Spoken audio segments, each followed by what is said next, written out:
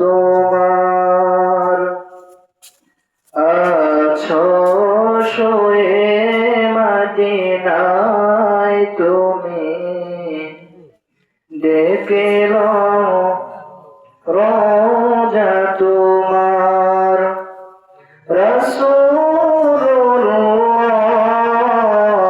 রাসূলুল্লাহ কি উপায় হবে আমার দেখা দাও রাসূলুল্লাহ তুমি কাঁদে আসে তোমার আছো শুয়ে মদিনায় তুমি ডেকে রোজা তোমার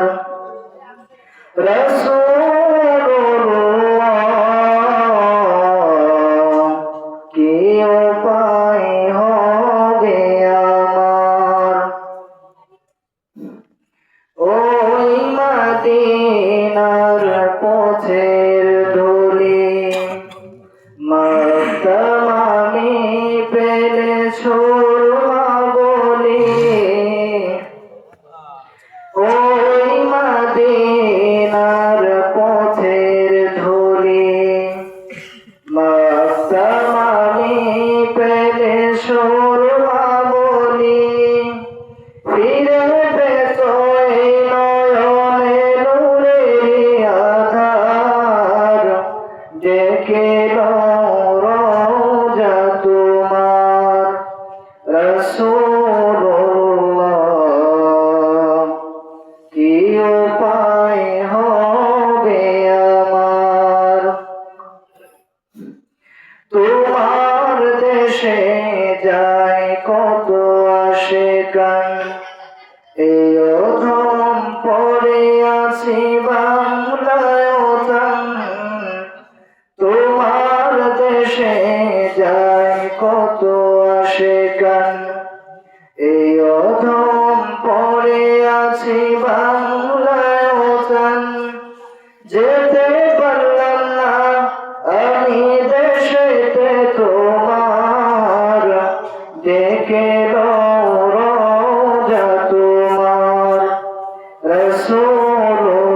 রাসূলুল্লাহ কি উপায় হবে আমার দেখা দাও রাসূলুল্লাহ তুমি কাঁদে আসে তোমার আছো শুয়ে মদিনায় তুমি ডেকে রোজা তোমার রাসূলুল্লাহ কি উপায় হবে আমার কি উপায় হবে আমার মাশাআল্লাহ মাশাআল্লাহ আলহামদুলিল্লাহ ভাইকে আল্লাহ তাআলা তার কণ্ঠকে আরো সুন্দর করে দেখ সকলে বলেন আমিন আর ভাই যে নাতে রাসূলকে বলছে আমাদের তো আসলে সকলেরই ইচ্ছা আছে মদিনায় যাওয়ার ইচ্ছা আছে না আমরা সকলেই যেন মক্কা মদিনায় যেতে পারি আল্লাহ তাআলা আমাদের সকলকে নবীর রওজায় সালাম দেওয়ার জন্য কবুল করুন সকলে বলেন আমিন এর পর্যায়ে আপনাদের সামনে কুরআন ও হাদিস থেকে নসিহত পেশ করবেন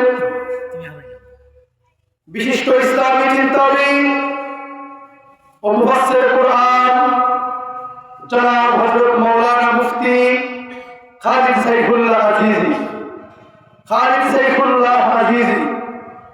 খতিব বাইতুল আফসার জামি মসজিদ ধানমন্ডি ঢাকা হযরতকে তার মূল্যবান নসিহত পেশ করার জন্য সুবিনয় অনুরোধ করা যাইতেছে আসসালামু আলাইকুম ওয়া রাহমাতুল্লাহ ওয়া আলাইকুম আসসালাম ওয়া রাহমাতুল্লাহি ওয়া বারাকাতুহু পিছনের বাইরে কি ঘুমায় রয়েছেন নাকি সালামের জবাব দিলেন না আসসালামু আলাইকুম ওয়া রাহমাতুল্লাহ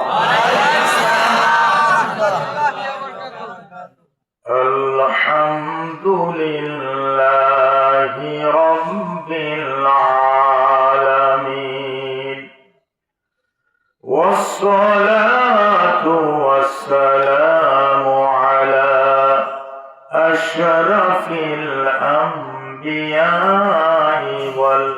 والمرسلين وعلى آله وأصحابه أجمعين. أما بعد، فأعوذ بالله من الشيطان الرجيم. قولوا আমার সাথে সবাই জোরে সুরে أعوذ بالله من الشيطان الرجيم. بسم الله الرحمن الرحيم.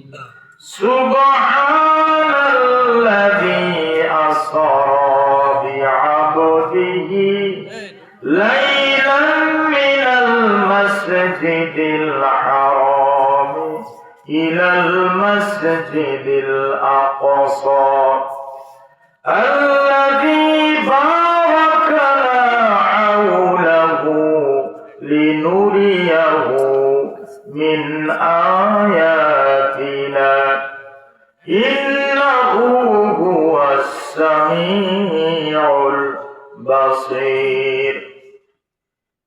قال رسول الله صلى الله عليه وسلم: فزلله لي بيت المقدس وأخبرهم وأنا أنظر، أو كما قال عليه الصلاة والسلام. قال الله تعالى في كلام المجيد والفرقان الحميد: إن الله وملائكته يصلون على النبي يا أيها الذين آمنوا صلوا عليه وسلموا تسليما. صلى الله على محمد صلى الله عليه وسلم. صلى الله على محمد صلى الله عليه وسلم. ওহ নবী رحمت لقب پانے والا مراد غریبوں کی برلانے والا بلغ العلا بکمالہ كشف الدجى بجماله حسنت جميع خصاله. صلوا عليه وآله. আলহামদুলিল্লাহ, আজকে খাতড়া উত্তরপাড়া শাহী জামে মসজিদ ও যুব সমাজের উদ্যোগে চতুর্থ বার্ষিক ওয়াজ ও দোয়ার মাহফিলে মোহতারাম সভাপতি, প্রধান অতিথি, বিশেষ অতিথি, দিগার হযরত উলামায়ে কেরাম, পিতৃতুল্য মুরব্বিয়ান আযম, সমবয়স্ক ভাই বন্ধুগণ, অত্র মসজিদের সভাপতি জনাব কুদরত আলী ব্যাপারী, সভাপতি অত্র মসজিদ, মাহফিল পরিচালনায় মোহাম্মদ নুরুজ্জামান সাহেব, ইমাম ও খতিব প্রাক্তন দরগা খোলা জামে মসজিদ।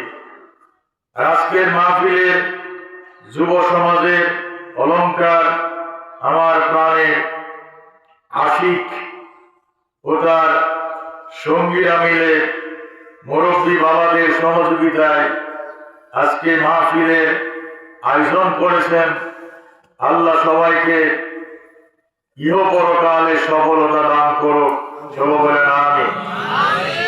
সর্বপ্রথম আল্লাহ পাকের দরবারে আলীর শানে লাখ কোটি শুকরিয়া জ্ঞাপন করছি যে আল্লাহর অপার করুণাতে, অপার মেহেরবানিতে আজকে আমরা এই প্রচন্ড শীতকে উপেক্ষা করে আল্লাহ রহমতে খাস, মাগফিরাতে খাস দ্বারা বেষ্টিত হয়ে 70,000 নূরের ফেরেশতা দ্বারা শুভ স্বাগতম পেয়ে জান্নাতের বাগান তথা ওয়াজ মাহফিলে আসতে পেরেছি, বসতে পেরেছি এবং কোরআনী আলোচনা শুনে জীবনকে জাহান্নামের মোড় থেকে ঘোরায়ে জান্নাতমুখী করে দেওয়ার জন্য এই সুবর্ণ তৌফিকটুকুন যে আল্লাহ তাবারক ওয়া তাআলা আমাদের জন্য আনায়াত করেছেন, সে আল্লাহ সুবহানাহু ওয়া তাআলার দরবারে আলিশানে লাখ কোটি শুকরিয়া জ্ঞাপন করি। আসুন আমরা মনের ভাব উজাড় করে আল্লাহর প্রশংসা করি, বলি আলহামদুলিল্লাহ। কি ব্যাপার, আমরা মানুষ একদম কম হইল, একদম কম নয়, কিন্তু আমরা যে স্বরে আলহামদুলিল্লাহ বললাম, আলহামদুলিল্লাহ স্বর শুনে বোঝা যাচ্ছে আমরা আজকে সকালে খাই নাই, দুপুরও খাই নাই, রাত্রেও খাওয়ার আশা নাই। কি বলেন ভাইরা, খাওয়ার আশা আছে না নাই? বাড়িতে থাকুক আর না থাকুক, এই মাহফিলের পরে তাবরুকের ব্যবস্থা আছে, আপনারা খুশি না বেজা? তাইলে খাওয়ার আশা আছে না নাই? আমি বলতে চাই, খাওয়ার আশা থাকলে গলার আওয়াজ এত ক্ষীণ হবে কেন, এত দুর্বল হবে কেন? আসলে ইতিহাস তালাশ করলে দেখা যায় মুসলমানদের গলার আওয়াজ, মুসলমানদের ঈমানী চেতনা এত ক্ষীণ ছিল না, এত দুর্বল ছিল না। মুসলমানরা যখন ঈমানী চেতনা নিয়ে নারায়ে তাকবীর, আল্লাহু আকবারের স্লোগান দিত, আকাশ বাতাস প্রকম্পিত হয়ে যেত। ইহুদি খ্রিস্টান নাসারারা মনের অজান্তে কালেমা পড়ে মুসলমান হয়ে যেত। কথাটা কি আপনাদের বিশ্বাস হয় না? যদি কম বিশ্বাস হয়ে থাকে, তার জ্বলন্ত প্রমাণ আমাদের বাংলাদেশে আছে। বাংলাদেশের ঐতিহ্যবাহী জেলা সিলেটের বুকে যখন এককালে হিন্দু রাজা গর্গবিন্দু শাসন করত, হিন্দু রাজার প্রাসাদের পদ অদূরে এসে মর্দে মুজাহিদ হযরত শাহজালাল ইবনে রাহমাতুল্লাহ আলাইহি এসে তাবু খাটিয়ে নামাজ পড়তে চাইলেন। গর্গবিন্দু রাজা আট থেকে টের পেয়ে তাকে নামাজ পড়তে বাধা প্রদান করলে মর্দে মুজাহিদ গর্জে উঠলেন, কি আছে বিশ্ব ধরাধামে আমাকে নামাজ পড়তে বাধা প্রদান করবে এমন কোন কাপুরুষ, এমন কোন নরাধম আল্লাহর জমিনে সৃষ্টি হয়নি। আমার সঙ্গী সাথীরা, এতক্ষণ তো আমরা আযান ছাড়া চুপিসারে নামাজ পড়তে প্রস্তুত ছিলাম, এখন তোমাদের একজন জোরে সুরে আযান দিয়ে দাও, আমরা জামাতের সাথে নামাজ আদায় করব। হিন্দু আছে লাখো লাখো, নাই রে মুসলমান, সিলেটের মাঝে এসে কে দিল আযানের ধ্বনি যখন সিলেটের অলিতে গলিতে দলিত প্রতিদলিত হতে লাগলো, হিন্দুরা থরথর করে কাঁপতে শুরু করে দিল। দলবদ্ধ ভাবে তারা আল্লাহর ওলির দিকে আসতে লাগলো আর তারা মুসলমান হতে শুরু করে দিল। এখানে শেষ নয়, আযান দিয়ে জামাতের সাথে নামাজ আদায় করে নারায়ে তাকবীর, আল্লাহু আকবারের স্লোগান দিতে যখন গর্গবিন্দু রাজার প্রাসাদের সম্মুখভাগ অতিক্রম করতেছিলেন, ইতিহাস আজীবন সাক্ষ্য দেবে সেদিন মুসলমানদের নারায়ে তাকবীর হুঙ্কারে গর্গবিন্দু রাজা থরথর করে কাঁপতেছিল, তার সাততলা দালানটি ভেঙে মাটির সঙ্গে বসেছিল। আর আসতে কোন সুবহানাল্লাহ, দালান ভেঙে গেছে, আপনারা বলুন সুবহানাল্লাহ, মরে গেছেন আপনারা। তারা মুসলমান, আমরা মুসলমান। আগেকার যুগের মুসলমানেরা ঈমানি হুঙ্কার দিয়ে কাফেরদের দালান ভেঙে যেত, আর আমরা মুসলমানেরা জোরে একটা হুঙ্কার দিলে কাফেরদের দালান ভাঙবে তো দূরের কথা, একটা বিড়াল ওইটা দৌড় দেয় না। ঠিকই ঠিক নয়। আপনি খাবার খাচ্ছেন, পাশে বিড়ালও খাবার খাচ্ছে। আপনি স্টিক যতই করেন মাগার, বিড়াল আপনার কথা শুনে না। তাহলে বোঝা গেল আগেকার জামানার মুসলমানরা ছিল পাওয়ারফুল, আর আমরা হইলাম পাওয়ারলেস। লেভেল 30 মার্কা মুসলমান, গাড়ি দিলে শুয়ে পড়বো মনে হয়। ঠিকই ঠিক নয়? এই সুযোগ পেয়ে ইহুদি, খ্রিস্টান, নাসারারা, মানবরা আমাদেরকে গোলামের জিনজির পরাতে শুরু করেছে। ঠিকই ঠিক নয়? আমরা দেশে শতকরা 95% মুসলমান, কিন্তু আমরা মুসলমানিত্ব টিকায় রাখতে হিমশিম খাইতেছি। ঠিকই ঠিক নয়? চতুর্দিকে 3 দিকে আমাদের জন্য মালাউনরা উৎপেতে আছে, আমাদেরকে শোষণ করতেছে। ঠিকই ঠিক নয়? এই দেশ স্বাধীন হয়েছে 52-53 বছর, কিন্তু আমরা স্বাধীন করেছি ঠিক, কিন্তু স্বাধীনতার স্বাদ আমরা পাই নাই। পেয়েছি? আমরা লাঞ্ছিত, বঞ্চিত, শোষিত, নিষ্পেষিত হচ্ছি আমরা। ঠিকই ঠিক নয়? এই সুযোগ আর দেওয়া যাবে? আর দেওয়া যাবে এই সুযোগ? আমরা যাদের আমলানের শাসন হইলাম, তাদের দ্বারা আমরা শোষিত হচ্ছি, বঞ্চিত হচ্ছি, নির্যাতিত হচ্ছি। ঠিকই ঠিক নয়? এই সুযোগ পাল্টানোর সময় এখন আমাদের মাঝে এসেছে।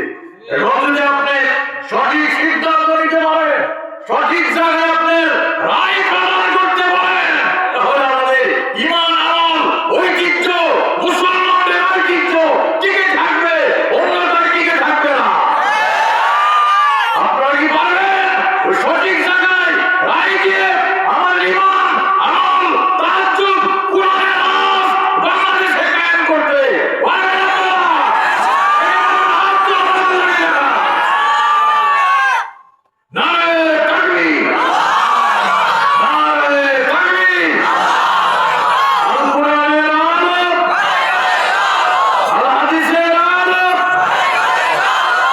আল্লাহ আমাদেরকে তৌফিক দান করো, সবাই আমিন।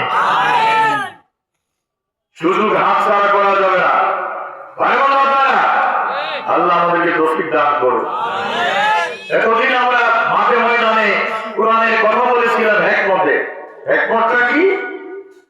কাল কাল বর্ষাকাল, ছাগলে সালে বাগের গাল, ছাগল নিকট করে কই, কাল গুনে শোয়া রই। বুঝেন তো আঞ্চলিকতা? দ্বীপের মাঝখানে ছাগল আর বাঘ, ভাইয়ের সামনে আছে, দেখতে কষ্ট লাগে। আলেম ওলামা স্টেজে থাকলে কথা বলতে ভালো হয়। এক দ্বীপের মাঝখানে বাঘ আর ছাগল একসাথে হয়েছে, চতুর্দিকে পানি, যাওয়ার কোনো জায়গা নেই। বাঘেও কিছু কয় না, ছাগলও কিছু কয় না। বাঘ তো কুলান্দা বসে রয়েছে, ছাগলে মিটমিট করে হাসে। বাঘের দিকে, এই বাঘ মানুষ, তুমি এত ভালো, এত ভদ্র, তো শরীর কেমনে হইলা? আগে আমারে পাইলে 12টা বাজাইতা, হাঁটি সহ খাইতা, এখন যে তুমি কিছু কমটাও না, কি ব্যাপার? ভদ্র হয়েছো তুমি? ঠিক আছে, তুমি যত ভদ্র হয়েছো, তোমার একটু সেবা করে দিই।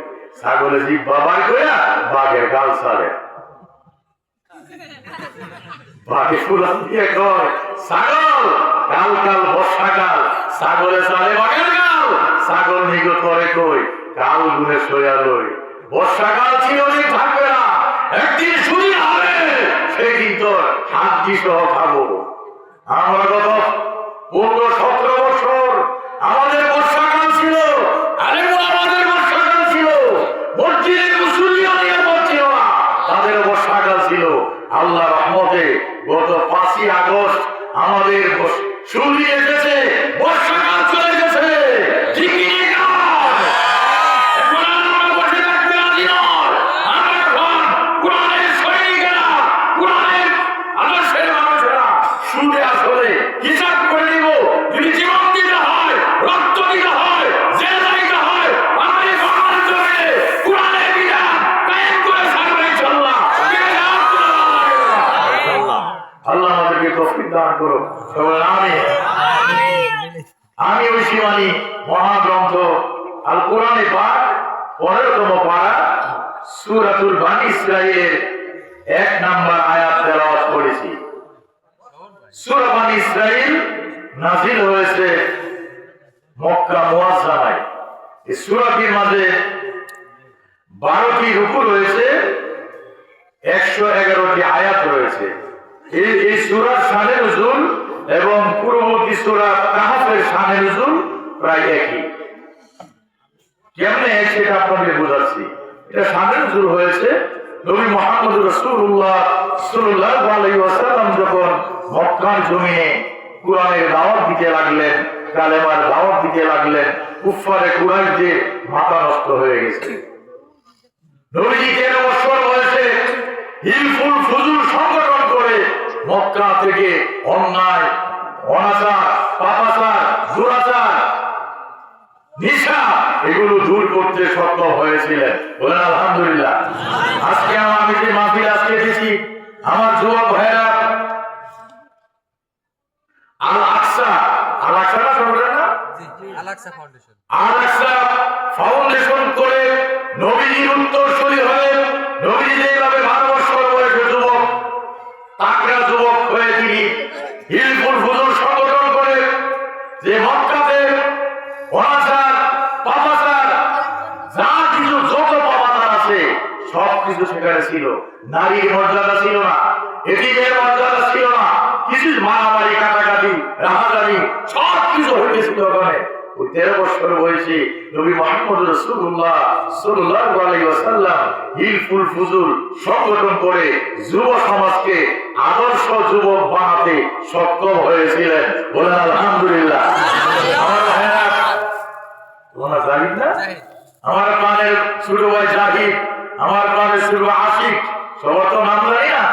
তারা মিলে হিলফুল ফুজুল সংগঠনের মধ্যে আল আকসা ফাউন্ডেশন করে সমাজ থেকে অন্যায়, অনাচার, রাহাজানি, মারামারি, কাটাকাটি, ইয়াবা, ফেন্সিডিল, আব্বা এগুলো সবাইকে চায়। আপনারা কি রাজি আছেন? এই সংগঠনকে সহযোগিতা করতে রাজি আছেন?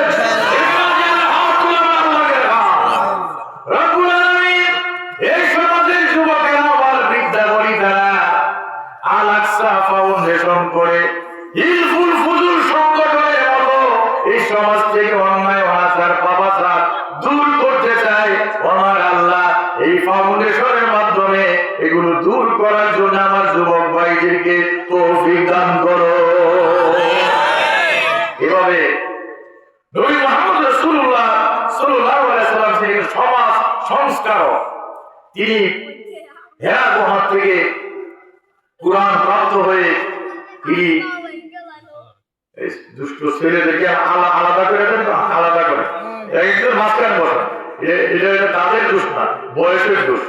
আলাদা করে না, আপনাদের ফাঁকে ফাঁকে নিয়ে বসা। আরে বাবা, একদম ধরে যাও, ফাঁকে ফাঁকে বসা। লা ইলাহা, এসো এসো, ধরে বসেন, এটা সব বিজয়টা আলাদা করে। লা ইলাহা ইল্লাল্লাহ, লা ইলাহা ইল্লাল্লাহ। পিক পাপিয়া দোয়েল শামা, পিক পাপিয়া দোয়েল শামা, জপে হয়ে মাতুয়ারা সবেদারি ওলিরা ওই করেছে না সাধনা। লা ইলাহা ইল্লাল্লাহ, লা ইলাহা ইল্লাল্লাহ, লা ইলাহা ইল্লাল্লাহ, লা ইলাহা ইল্লাল্লাহ মুহাম্মাদুর রাসূলুল্লাহ সাল্লাল্লাহু আলাইহি ওয়াসাল্লাম। বিরক্ত হচ্ছেন আপনারা? শুরু করবো। এই সূরার শানে নুজুল হয়েছে নবী মুহাম্মদ রাসূলুল্লাহ সাল্লাল্লাহু আলাইহি ওয়াসাল্লাম হেরা গুহা থেকে কুরআন প্রাপ্ত হয়ে নবুয়তি লাভ করে কুফারে কুরাইশদের মাঝে কুরআনের দাওয়াত দিতে লাগলেন, কালেমার দাওয়াত দিতে শুরু করে দিলেন। যার কাছে নবীজি দাওয়াত দেন সেই দাওয়াত গ্রহণ করে। বলো সুবহানাল্লাহ। মক্কার মধ্যে একটা হিড়িক শুরু হয়ে গেল। নবীজি কোরআন তেলাওয়াত করে, কোরআন তেলাওয়াত শুনে শুনে দলে দলে সবার বৃদ্ধা বনিতা যুবক কিশোর সবাই মুসলমান হয়ে যাচ্ছে। মক্কার জমিনে একটা হিড়িক পড়ে যায়। আবু জাহেল, উতবা, সাইবা, মুগিরা, ওই মক্কার স্বৈরাচারী শাসক, তাদের মাথা নষ্ট হয়ে যায়। মুহাম্মদ আমাদের বাপ দাদার ধর্মের মুখে চুনকালি মারতেছে, আমাদের তো 12টা বেজে যাচ্ছে।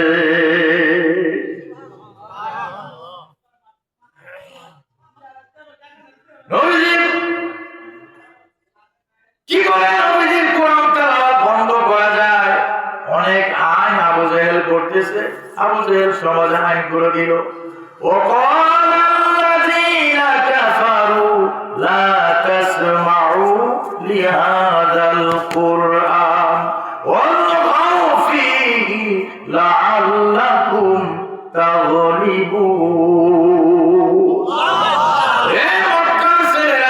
মুহাম্মদ যেখানে কোরআন তেলাওয়াত করে তোমরা সেটা শুনবা না, সেখানে হট্টগোল করবা, মারামারি করবা, যেন মানুষেরা মুহাম্মদের কোরআন তেলাওয়াত না শুনতে পারে। আচ্ছা বলেন তো, হট্টগোল করে গন্ডগোল করে ফাঁসি দিয়ে জেল জরিমানা দিয়ে কি কোরআনের আওয়াজ বন্ধ করা যায়? কোরআনের আওয়াজ বন্ধ করা যায়? সোদরা ইমানদার ইমানের নূর ধারণ করে প্রজ্বলিত হয়েছে, তাকে ফাঁসির কাছে ঝুলাইলে আর ইমানের বেগ আরো বেড়ে যায়। ইমানের দাবি সে তো বসে থাকা নয়, ইমানের দাবি হলো কিছু বিনিময়। সেই বিনিময় যদি কলিজার ঘাম হয়, সে ঘাম দিতে যেন তৈরি থাকি আমি। প্রভু দয়াময় আমার, ও গো দয়াময়, প্রভু দয়াময় আমার, ও গো দয়াময়। ইমানের উপমাজে অগ্নি শিখা, কাজ হলো শুধু তার জ্বলতে থাকা। এমনি করে জ্বলে জ্বলে নিঃশেষে আমি জীবনের ধাম যেন খুঁজে পাই।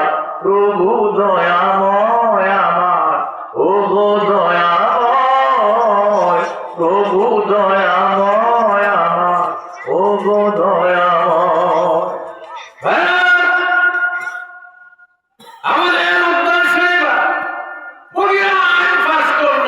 মুহাম্মদ যেখানে কোরআন তেলাওয়াত করে ওখানে যাওয়া যাবে না, মুহাম্মদের কোরআন তেলাওয়াত শোনা যাবে না। আইন করে কি কোরআনের আওয়াজ বন্ধ করা যায়? গত 17 বছর কোরআনের বিরুদ্ধে আইন করা হয়েছে। বলেন তো দেখি, কোরআনের আওয়াজ কি বন্ধ করা গেছে? একটা হলো পীর সাহেবদের দল, আর একটা হলো রাজনৈতিক দল। দুই দলে মিলে মাঝখান দিয়ে ভিতরে ভিতরে এত কর্মী বাহিনী, এত সৈনিক ইমানদার তারা তৈরি করেছে। এখনো যদি বাংলাদেশে সুষ্ঠুভাবে নির্বাচন হয়, ইনশাআল্লাহ ইসলামপন্থীরা জয়লাভ করবে। আপনারা সেই সুযোগ দিবেন তো ইনশাআল্লাহ? ইনশাআল্লাহ। আল্লাহ আমাদেরকে তৌফিক দান করো। আমিন। আবু জাহেল আইন পাস করেছেন, মুহাম্মদের কোরআন তেলাওয়াত শোনা যাবে না। রাত্রিবেলা আবু জাহেল মনে মনে কয়, দেখি মুহাম্মদ যে কোরআন পড়ে দেখে আসলে সত্য কিনা মিথ্যা কিনা, তার বানানো কিনা। আবু জাহেল নবীজির ঘরের পাশে যায়, ঘরের কোণে যায় দাঁড়িয়েছে। দাঁড়ায় নবীজি মধুর সুরে কোরআন তেলাওয়াত করতেছে। আবু জাহেল তন্ময় হয়ে যায়, বিমর্ষ হয়ে যায়। না না, এটা দুনিয়ার কোন মানুষের রচিত কালাম হতে পারে না, বেশক এটা আল্লাহর কালাম। আবু জাহেল দাঁড়িয়ে শুনতেছে ঘরে এক কোণে। উৎপা মনে মনে কয়, আমি একটু যাই টেস্ট করি মোহাম্মদকে, আসলে কি তার বানানোর কথা কিনা। উতবা আর ঘরের আরেক কোনায় দাঁড়িয়েছে। সাইবা মনে মনে করে, আমিও যে মোহাম্মদকে পরীক্ষা করি আসলে মোহাম্মদ কি কয়। সাইবা যায় ঘরের আরেক কোণে দাঁড়াইছে। মুগিরাও কয় আমিও যাই একটু টেস্ট করি। চার মক্কার চার নেতা ঘরে চার কোণে দাঁড়ায় নবীজিকে টেস্ট করে আসলে কি নবীজি বানানোর কথা কয় নাকি আল্লাহর কথা কয়।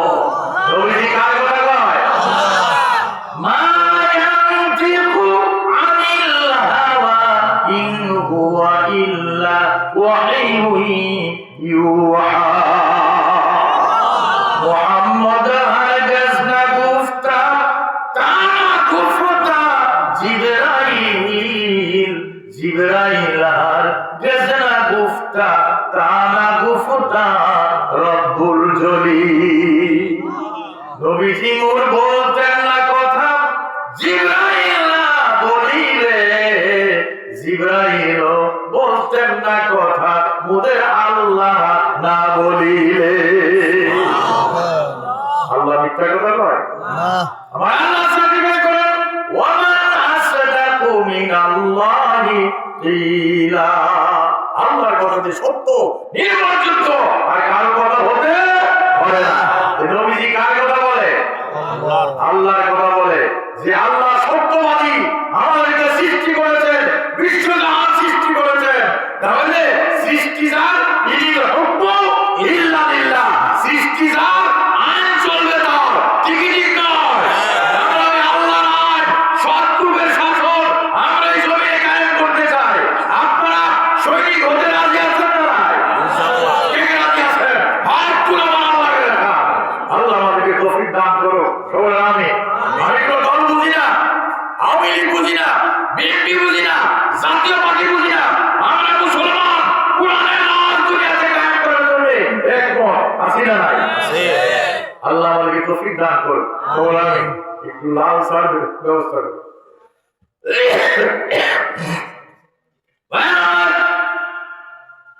একজন পাঠালি হয়। বলতেছে আরেকটু শুনি, আরেকটু শুনি। এত মধুর তেলাওয়াত, এত মধুর বাণী আর জীবনে শুনি না। শুনতে শুনতে সারাটা রাত্র চলে গেছে। পাখিরা সব উড়ে যায়, সাদের কুসুম বাজে। নামাজিরা আজান শুনে ঘুম থেকে জাগে, নামাজিরা আজান শুনে ঘুম থেকে জাগে। সুবে সাদেক যখন হয়ে যায়, রাত্রি প্রভাত হয়ে যায়, পাখিরা গান গাইতে গাইতে শত শত মাইল দূরে চলে যায় খাবারের উদ্দেশ্যে। আবার সারাদিন খাবার গ্রহণ করে বিকাল বেলা শত শত মাইল পাড়ি দিয়ে আবার বাসাতে ফিরে আল্লাহর নামের গান গায়। পাখিরা কার গান গায়? আমরা মনে করি কিসির মিসির গান গায়, অথচ পাখিরা আল্লাহ নামের গান গায়। আমার আল্লাহ বলেন ইউসাব্বিহুনাহু মা ফিস সামাওয়াতি ওয়াল আরদ। বিশ্বের যা কিছু আছে, যত সৃষ্টি জগৎ আছে, সকলেই কার তাসবিহ পাঠ করে? আল্লাহু এই নামের কালাম কণ্ঠে মধু মেখে কুহু কুহু ওই পাপিয়া নাম ধরে শুধু ডাকে। আল্লাহু এই নামের কালাম, আল্লাহু এই নামের কালাম। হু হু বাতাস বয় শুনাই জাল্লে জালালাহু। কুল মাখলুকাত তাসবিহ করে আল্লাহু আল্লাহু বলেন, আল্লাহু আল্লাহু আল্লাহু আল্লাহু। কণ্ঠে রাখে সর্বদা যে নামেরই দিয়া সকল কাজে। তার নূরেরই আরশ থেকে নূরে এলাহি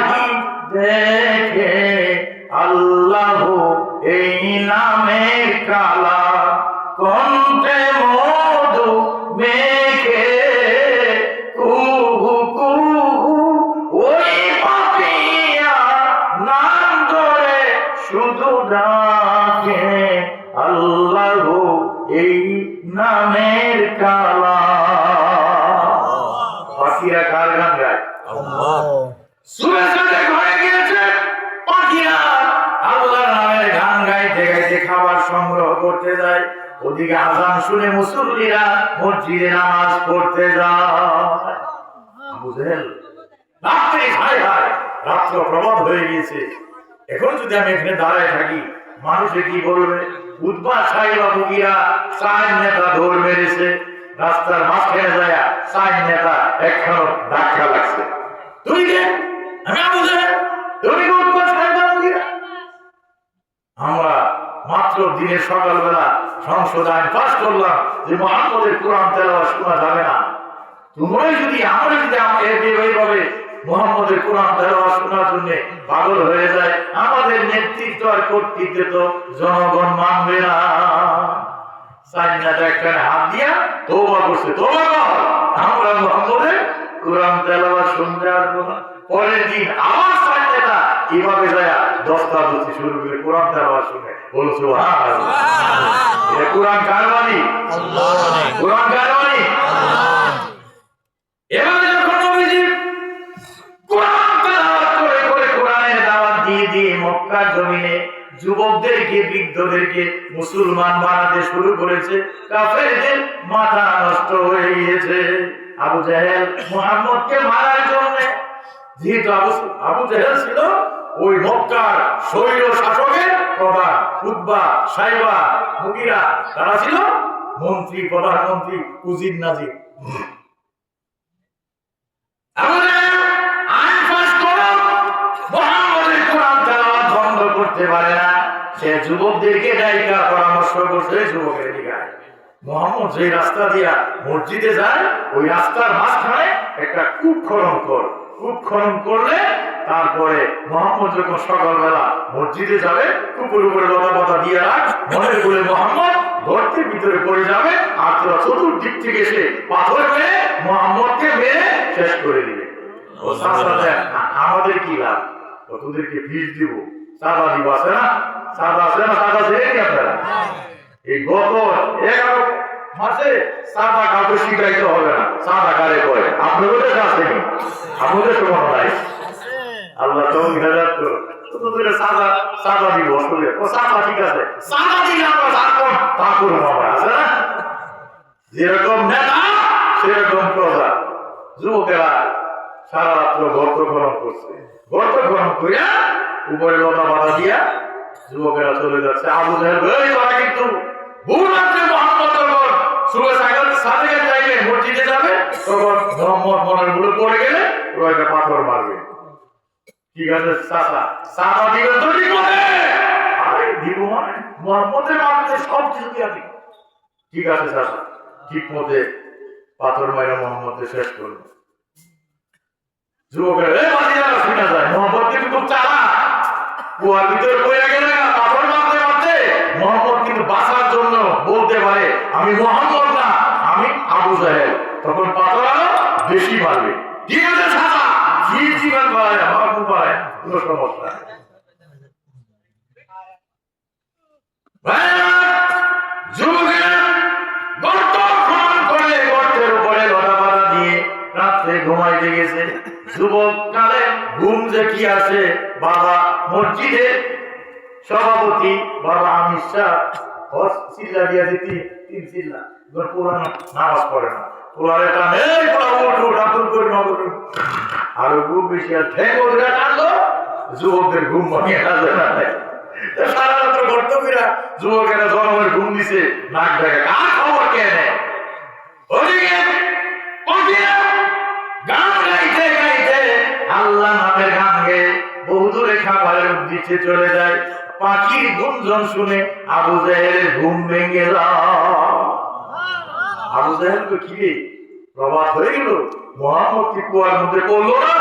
যুবকরা কি পাথর মারলো? কি ব্যাপারটা কি? আবু জেহেল সব কসলাইতে সামনে দিয়ে যায়, দেখে রহমাতুল লিল আলামিন এই রাস্তা দিয়ে হেঁটে যাইতে যাইতে গর্তের কিনারে গিয়ে পড়ে আল্লাহ রাব্বুল আলামিন জিবরিল আমিনকে নাযিল করলেন, জিবরিল গো যাও আমার হাবিবকে সালাম বলে এখানে গর্ত করা লেগেছে, গর্তের ভিতরে আমার হাবিব যেন পড়ে না যায়, তুমি সাবধানে নবীকে রাস্তা দেখায়া দাও। অথবা নবী নিজে বুঝতে পারলে এখানে গর্ত রয়েছে, নবীজি লম্বা কাঠ দিয়ে গর্তটা পার হয়ে ওদিকে দিয়ে চলে যায়, আবু জাহেলের মাথা নষ্ট হয়ে যায়। দাঁড়াও, তোমার সাথে কথা আছে। কে কার কথা শুনে? নবীজি ধীর গতিতে হেঁটে এসে মসজিদের পানে যাচ্ছে। লা ইলাহা ইল্লাল্লাহ,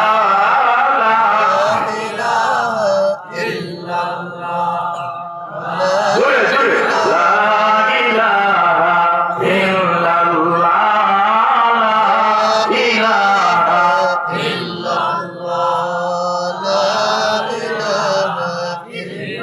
পাহাড়ের ওই ঝর্ণা শুনো, পাহাড়ের ওই ঝর্ণা শুনো, গর্জে হয়ে দিওয়ানা, শব্দদারি ওলিরা ওই করেছে না সাধনা।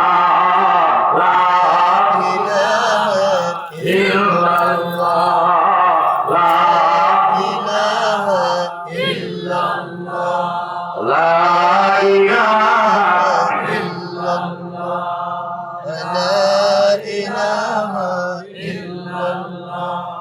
রিমঝিমাঝিম বৃষ্টি ঝরে, রিমঝিমাঝিম বৃষ্টি ঝরে, মধুর তালে গাহিয়া, শব্দদারি ওলিরা ওই করেছে না সাধনা। লা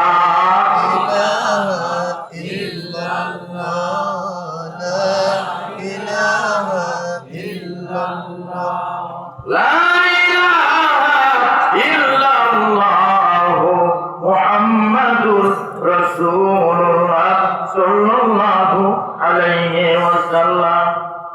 বিরক্ত হয়েছেন আপনারা? আপনাদের কি লাগে আমি চা পান করলাম, আপনারা কই জানেন হুজুর জীবনে চা খাইছে না, বোঝানোর খাওয়া শুরু করছে। মানুষ তো একটা মেশিন, মেশিন সমতুল্য। সেলো মেশিন না, সেলো মেশিন, এটা এখন মাঘ মাসে পানি উঠায়া গরু খেত লাগে, আপনার গরু খেত আছে।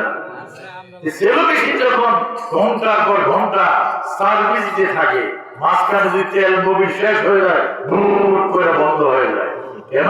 তেল মোবিল শেষ হয়ে গেছে। একজন মানুষ প্রতিদিন প্রচন্ড শীতের মধ্যে ঘন্টার পর ঘন্টা গলাটা দ্বারা সার্ভিস দিতে থাকবে, মাঝে মধ্যে যদি একটু গরম পানি জ্বালানো হয়, ক্যারেট করে বন্ধ হয়ে যাওয়ার সম্ভাবনা আছে। এই জন্য আপনাদেরকে রাইখা,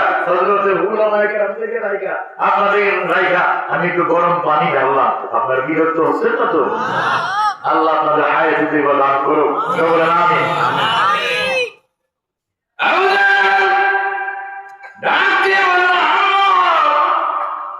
আপনারা কি বলবেন? নবীজির নাম মোবারক শুনলে আমল করেন না কেন? বললে লাভ না লস? না বললে লস। মিশকাত শরীফের হাদিস এসেছে, রাগিমান ফুহু, রাগিমান ফুহু, রাগিমান ফুহু, এবারটা 3 বার এসেছে। ওই ব্যক্তির নাম দুলিশাত হয়ে যায় যার সামনে নবীজির নাম মোবারক উচ্চারিত হলো, অথচ সে দুরূদ শরীফ পাঠ করলো না, ধ্বংস হয়ে যায়। না পড়লে ধ্বংস, করলে লাভ আছে না নাই? বুখারী শরীফ জিলদ 57 পৃষ্ঠা হাদিসে আল্লাহ রাসূল বলেছেন, মান সাল্লাল্লাহু আলাইহি সাল্লাল্লাহু আলাইহি বিহা আশরান, যে ব্যক্তি নবীজির উপরে ছোট্ট করে দুরূদ শরীফ পাঠ করবে, আল্লাহ রাব্বুল আলামিন তার উপরে সাথে সাথে 10টি রহমত নাযিল করে দেবে। তখন থেকে 10টি গুনাহ মাফ করে দিবেন, 10টি দরজা বুলন্দ করে দিবেন। বলেন আমিন।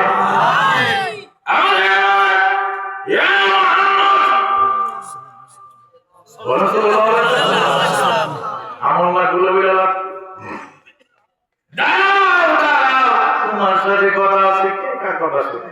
দিনের গতিতে রহমাতুল আলামিন মসজিদের দিকে যাচ্ছে। আবু জাহেল লাফ মেরেছে, লম্প মেরেছে নবীজিকে ধরার জন্য। লাফ দিয়ে মনে পড়ে ওই গর্তের ভিতরে পড়ে গেছে। আরবিতে একটা প্রবাদ আছে, মান হাফারা হুফিয়া, যার জন্য যে গর্ত করে সেই গর্তে সে পড়ে পড়ে। আবু জাহেল পড়ে তো বাঁচাও বাঁচাও, বাঁচি যাবে, বাঁচারে বাঁচারে। আবু জাহেলের ডাক শুনে যুবকদের ঘুম ভেঙে যায়।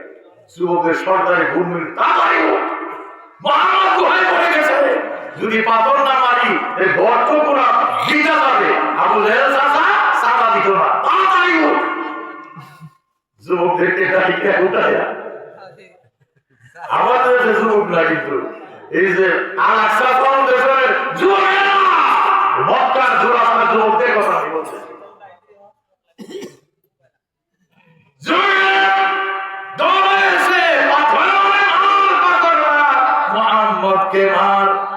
পাথর মারতে মারতে আবু জাহেল রক্তে লালে লাল হয়ে যায়। আবু জাহেল ডাক দিয়ে বলে, ভাতিজারা রে, আমি মুহাম্মদ না, আমি আবু জাহেল, আর পাথর মারিস না। যুবকদের সর্দারে কয়ে, সাফানা আপনি কি কইছি, মুহাম্মদ নাকি অনেক চালাক, বাঁচার জন্য বলবে আবু জাহেল মার, জনমের মার, মুহাম্মদকে মার। বলে নাউজুবিল্লাহ। মারতে মারতে এক পর্যায়ে আবু জাহেল রক্ত শূন্য হয়ে যায়। যুবকেরা, ও যুবকেরা, আর পাথর মারিস না। আমার মন সাক্ষ্য দেয়, আমি আবু জাহেল আর বাঁচবো না। আসলে আবু জাহেল, যুবকেরা যদি বিশ্বাস না হয় পরীক্ষা করে দেখ, তোরা মসজিদে যায় দেখ, মসজিদে যদি মুহাম্মদ থাকে তাইলে তো মনে করবে আমি গর্তের ভিতরে আবু জাহেল। যুবকদের সর্দার দৌড়ায় গেছে, যাই দেখে নবীজি নামাজ পড়তেছে। নামাজ পড়ে মন মজাও রে, নামাজ হয় আল্লাহ দরশন, হও নামাজে দিওয়ানা। নামাজ পড়ে, নামাজ পড়ে মন মজাও রে, নামাজ হয় আল্লাহ দরশন, হও নামাজে দিওয়ানা। নামাজ পড়তে হযরত আলী, নাই নামাজে কালি বালি, শুনেন সেই নামাজে বর্ণনা। পায়েতে তীর বেদিও, নামাজেতে খুইলা নিল, পায়েতে তীর বেদিও, নামাজেতে খুইলা নিল, কিঞ্চিত মাত্র টের পাইল না, হও নামাজে দিওয়ানা। নামাজ পড়ে মন মজাও রে, নামাজ হয় আল্লাহর দরশন, হও নামাজে দিওয়ানা। নামাজ পড়তে রাজি আছেন কে কে? হাত তুলে আল্লাহকে দেখা। রব্বুল আলামিন আজকে যুবকেরা, মুরব্বি বাবারা, নামাজ ছাড়বে না কথা বলেছে। আল্লাহ আমাদের সবাইকে আল আকসা ফাউন্ডেশনের সকল সদস্যদেরকে 5 ওয়াক্ত নামাজি করে তুমি কবুল আর মঞ্জুর করো। সবাই বলেন আমিন। যুবকের সর্দার যায় দেখে আসলে নবীজি ধীর গতিতে নামাজ পড়তেছে, লম্বা সূরা দিয়া। যুবকের সর্দার ধরে সর্বনাশ, আবু জাহেল চাচা আপন জান বাঁচা, তুমি মুহাম্মদকে মারার জন্য ফোন দিয়ে আতলা কুয়া করলা, সেই ঘর থেকে বলে কইরা মরতেছ, চাচা আপন জান বাঁচা, আমরা তোমারে বাঁচাইতে পারবো না। আবু জাহেল ছিল আবুল একা বুদ্ধির বাবা। বুদ্ধি জায়গাটা লাগাইলে বুদ্ধি কাজে লাগে, আর জায়গা লাগাইলে ও কাজে লাগে। বুদ্ধি দিছিল আল্লাহ ইসলাম গ্রহণ করার জন্য, নবীজির হাত ধরে কালেমা পড়ে মুসলমান হওয়ার জন্য, কিন্তু সে বুদ্ধি লাগাইছে নবীজিকে মারার জন্য। আবু জাহেল আবুল হেকা বুদ্ধির বাবা। সমাজে কোনো গন্ডগোল লাগলে আবু জাহেলের কাছে বুদ্ধি আনতো মানুষেরা। এক যুবক এরকম কুয়ার ভিতরে পড়ে গেছে। আবু জাহেল চাচা, যুবক তো কুয়ার ভিতরে পড়ে গেছে, কেমনে উঠাবো? লম্বা রশি ছেড়ে তার কোমরের মধ্যে কুয়ার থেকে উঠাইবে, এই কথা শুনছে ব্যাক করে ভাই পরে কিন্তু তাল গাছ উঠছে। আপনার ঘরে তাল গাছ আছে? খেজুর গাছ আছে না? তাল গাছ খেজুর গাছ উঠছে, খেজুর গাছ উঠে এসে দিকে চাইলে সব অন্ধকার লাগে, ভাই কেমন নাম বলে ব্যাক করে কয় এটা লেগে চিন্তা করস। আবু জাহেল সাদা কালকে কুয়ার থেকে রশি কবরে মাইকা উঠাইছে, আমি তো লম্বা রশি দেই কবরের মধ্যে বাঁধতে ওরা কান্না না হয়। আচ্ছা কোন এমনি নাম হলো বাঁচার কথা, রশি দিয়ে কান্না না হলে বাঁচবো বলবো জায়গার প্রতি জায়গা থাকলে বাঁচবো, আর জায়গা থাকলে মরবো। আমরা বাঁচতে চাই না মরতে চাই। বাঁচতে চাই। আমাদের বুদ্ধি আমাদের বিবেক সঠিক জায়গায় দিতে চাই, চাই কি চাই না? এখন আমার বুদ্ধি বিবেক বিবেচনা সঠিক জায়গায় রায় দেওয়ার জন্য সময় এসেছে। এখন যদি আমরা ভুল করি তাহলে আবু জাহেলের মতো আবার গর্তে বইরা মারা যাবো। ঠিক নয়। আমরা মরতে চাই না বাঁচতে চাই। সঠিক রায় সঠিক জায়গায় দিতে হবে, কোরআনের পক্ষে রাখতে হবে। আবু জাহেল কয়, বাকি জানা রে আমারে বাসা যুবকেরা মিটমিট করে হাতে চাষা তোমার আবর্জন বাসা, তুমি এমনি মরো।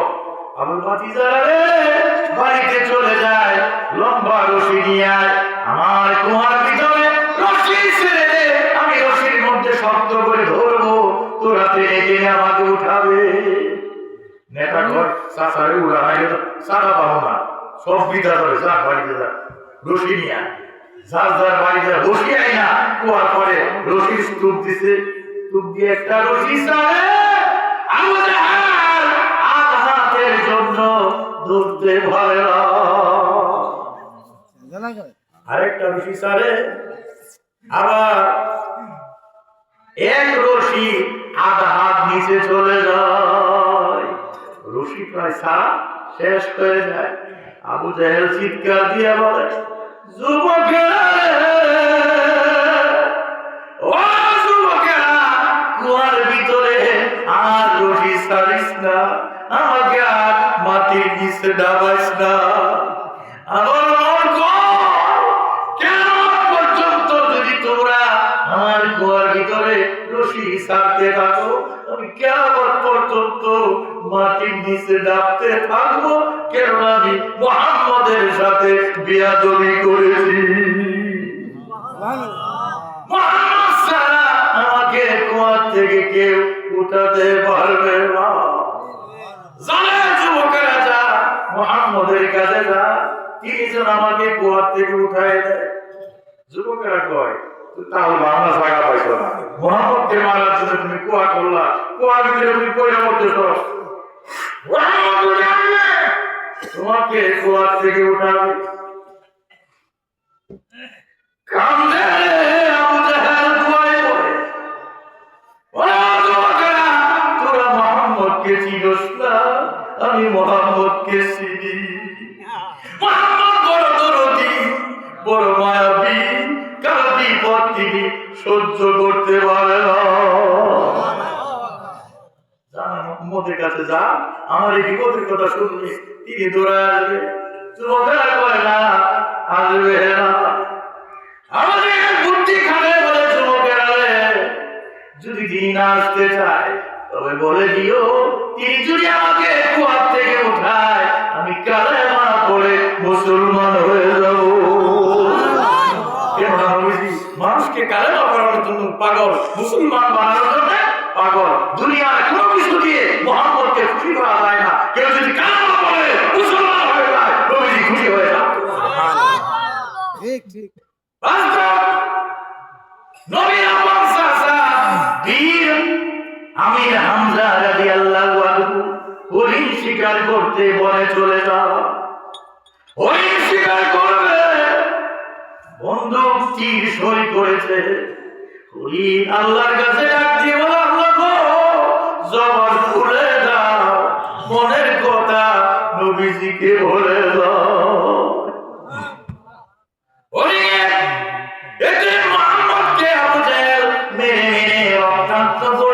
রাস্তার পাশে ফেলে রেখেছে। নবীজি আপন চাচা বীর আমির হামজা বেগম সাহেবা এক একবার ঘরে আসে, একবার বাইরে বাইরে যায়।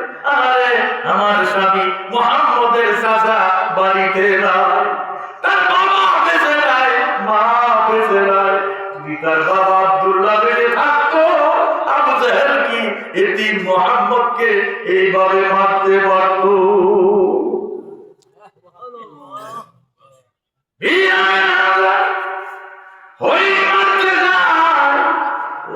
চিৎকার করে আল্লাহ জবান করে দাও, মনের কথা বিনা বিনা হামজাকে বলে দাও।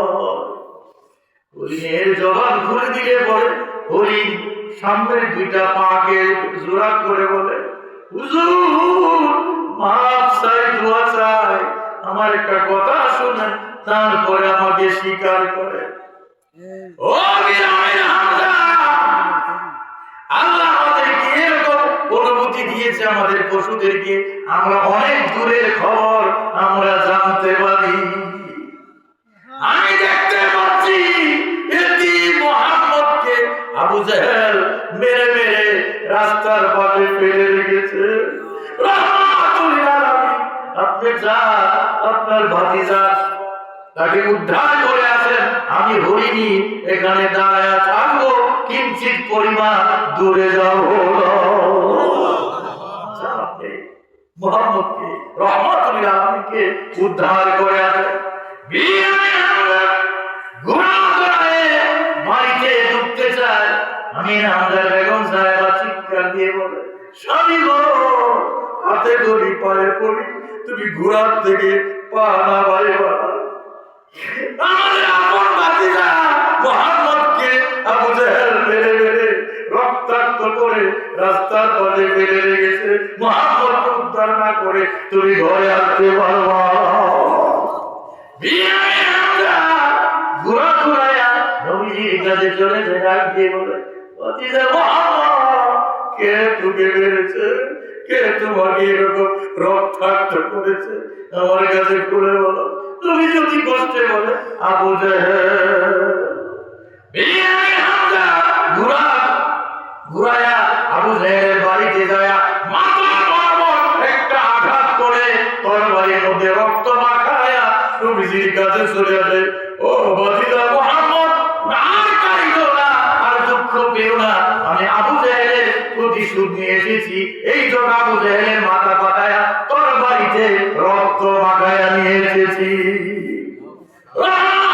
আমি ডাক দিয়ে বলে, চাচা গো, আপনি কার মাথার রক্ত বের করেছেন?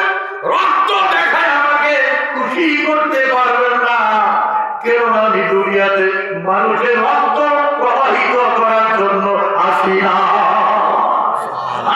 আমাকে নাজিল করে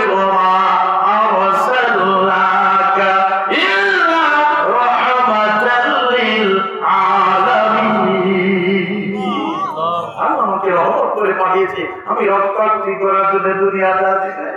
এই রক্ত দেখায় আমাকে খুশি করতে পারবেন না। বিরামের রক্ত বলে কি করলে খুশি হইবা সেটা আমাকে বলো।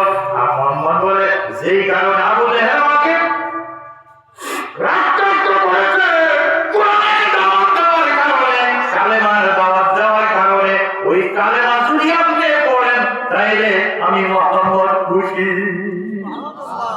বিরামের হামজা ডাকতে বলে, ভাতিজা রে, আজকে তোকে খুশি না করে আমি বাড়িতে যাব না, দে আমাকে পড়াই দে লা ইলাহা ইল্লাল্লাহ মুহাম্মাদুর রাসূলুল্লাহ সাল্লাল্লাহু আলাইহি ওয়াসাল্লাম।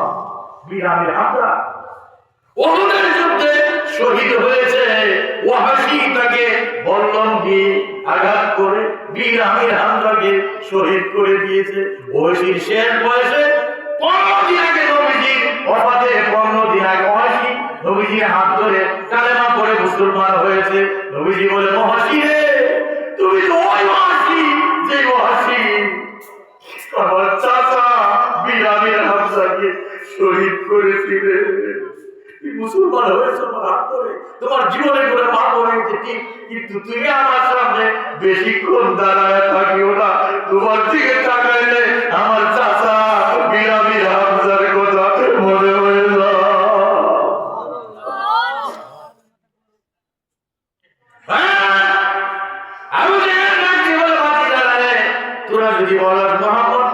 আমি কালেমা পড়ে মুসলমান হয়ে যাব, তাইলে তিনি দৌড়ায় আসবেন, আমাকে কুয়ার থেকে উঠাবেন, নাইলে দুনিয়ার কোন শক্তি আমাকে কুয়ার থেকে উঠাতে পারবে না। যুবকেরা দৌড়ে যাচ্ছে নবীজিকে আনার জন্য। কিভাবে নবীজিকে আনলো, কিভাবে আবু জেহেলকে কুয়ার থেকে উঠাইলো, আমি আলোচনা শেষ প্রান্তে এসে বলবো। কিছুক্ষণ আবু জেহেল কাদা পানি খাইতে থাকো, আর যুবকেরা নবীজিকে আনতে থাকো। কিভাবে উঠাইলো আলোচনা শেষ প্রান্তে এসে আবু জেহেলের উঠায় দোয়া করে আমরা বাড়িতে যাবো। ইনশাআল্লাহ পারবেন না? ইনশাআল্লাহ আল্লাহ তৌফিক। আবু জেহেল মাটি পানি খাইতে থাকো কয়েক ঘন্টা দেখি।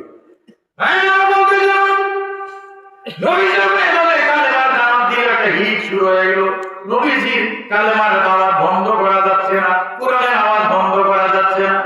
তারা মিলা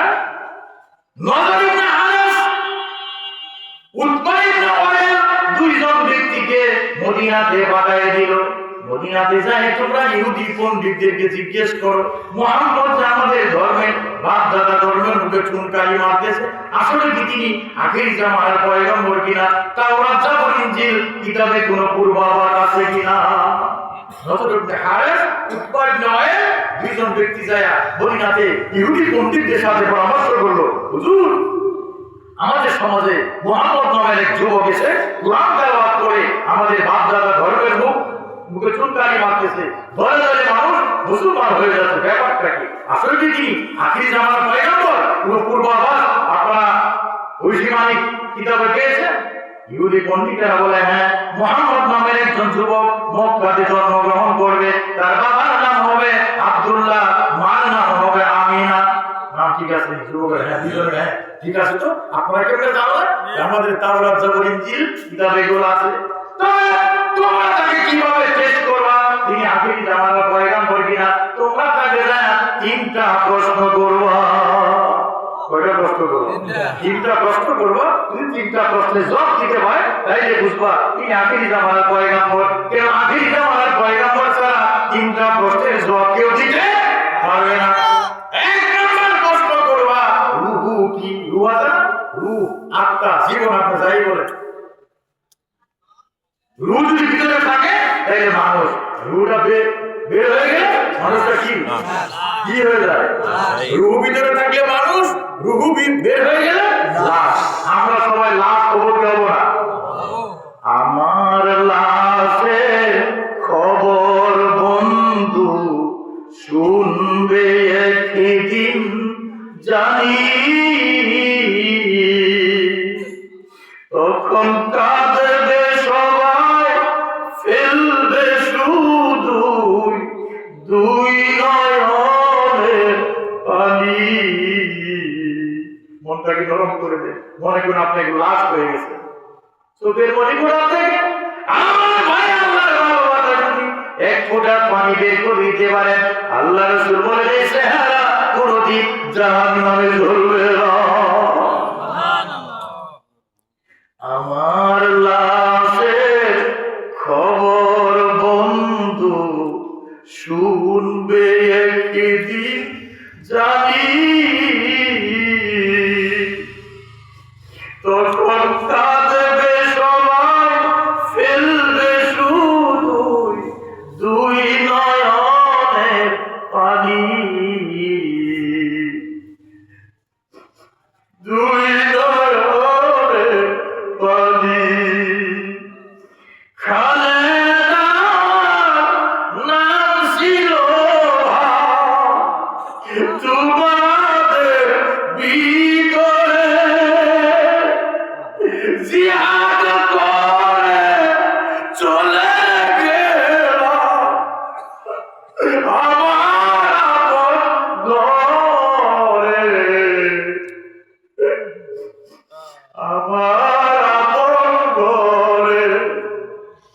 হাসি খুশি গেলাম চলে, হয়ে অভিমানী,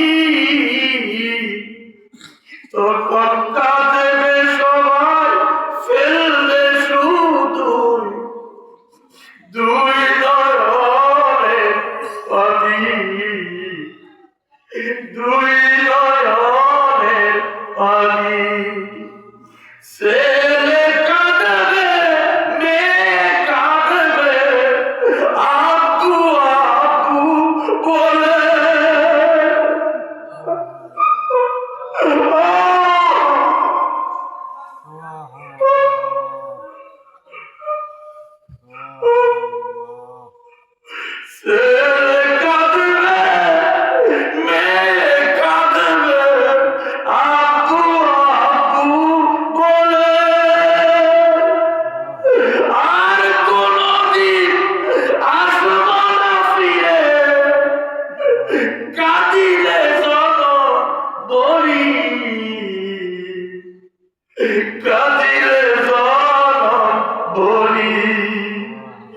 আমার লাশের খবর বন্ধু শুনবে একদিন জানি,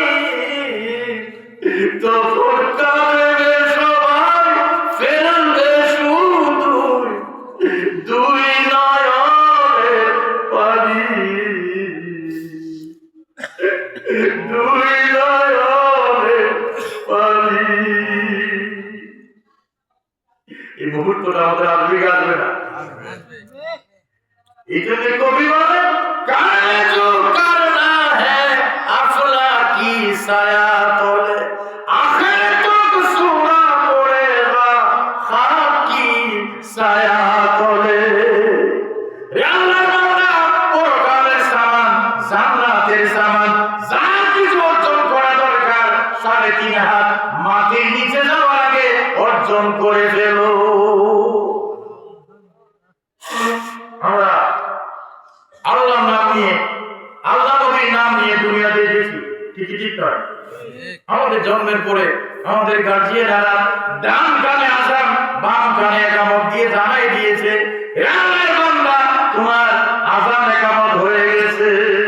বলেন তো কোন নামাজে আযান ইকামত নাই? বলেন তো কেন নাই? যুবক বাইরে বিয়ার সময় এই প্রশ্ন আসতে পারে। এই যুবকেরা যে যুবক বিয়া করো না, এই প্রশ্নটা তো শিখে না। শ্বশুর বাড়ির লোকেরা এসে জিজ্ঞেস করবে, এই জামাই কতদিন কোন নামাজের আগে আযান ইকামত নাই? কতদিন যুবক ভাইরা জানাজান নামাজের আগে আযান ইকামত কেন নাই? কেন নাই? জন্মের পরে যে আযান ইকামত দেওয়া হয়েছে এটাই জানাজার নামাজের আযানের নাম বলা হয়েছে। কিছুক্ষণ পরে তোমার জানাজা নামাজ অনুষ্ঠিত হবে, আযান ইকামত কিন্তু হয়ে গেছে। তারপরে জানাজা পড়ে আমার লাশটাকে, আমার ভাই বোন বাতিয়ে সোনার লাশটাকে কবরের পারে নিয়ে কবরের লাশ লাগা দোয়া কি? বিসমিল্লাহ ওয়ালা মিনহা খালাকা, মাটি দেওয়ার দোয়া। কবরের লাশ লাগা তো হলো মিনহা খালাক, বিসমিল্লাহ ওয়ালা মিল্লাতে রাসূলিল্লাহ। হে রাসূল, আমার ভাইয়ের লাশটাকে, আমার বাবার লাশটাকে আপনার দলে উঠাতে চাই, কিন্তু সারা জীবন অমুক তমুক স্লোগান দিলেন, অমুক জিন্দাবাদ, তমুক মুর্দাবাদ, তারপরে এটা সেটা আছে না নাই? লা ইলাহা ইল্লাল্লাহ, নওবার মালিক ফির আল্লাহ, লা ইলাহা ইল্লাল্লাহ, দানের শেষে বিসমিল্লাহ আছে না নাই? এই কারণে আপনি জীবন শেষ করে দিলেন। নামাজগুলো দান করলেন না, হালাল হালালে দান করলেন না, ঈশ্বরের আগে 1000 টাকা 500 টাকা দিয়া আপনি ইমান বিক্রি করলেন। আছে না নাই? ইমান বিক্রি করে আপনি কবরে পার যায় যদি বলেন বিসমিল্লাহ ওয়ালা মিল্লাতে রাসূলিল্লাহ, হে রাসূল, আমার ভাইয়ের লাশটাকে, বাবার লাশটাকে আপনার দলে উঠাতে চাই, দলে উঠাবে নাকি? যারা বলছেন লা ইলাহা ইল্লাল্লাহ, নওবার মালিক কে আল্লাহ, তারা যায় কবরে লাশটাকে দোয়া করবে বিসমিল্লাহ ওয়ালা মিল্লাতে আওয়ামী লীগ লাশটাকে দোয়া করবে।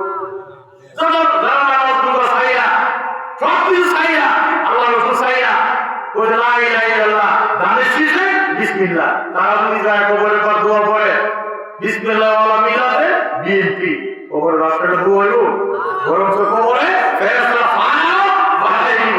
আছে না নাই? তাই আমরা জীবনের মনে নবীর দলে উঠতে চাই কি চাই না? কুরআন নিয়ে কবরে যাইতে চাই কি চাই না?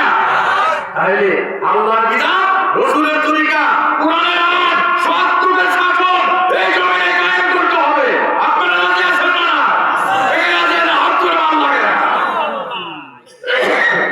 নারে তাকবীর, আল্লাহ আল কোরআনের আলো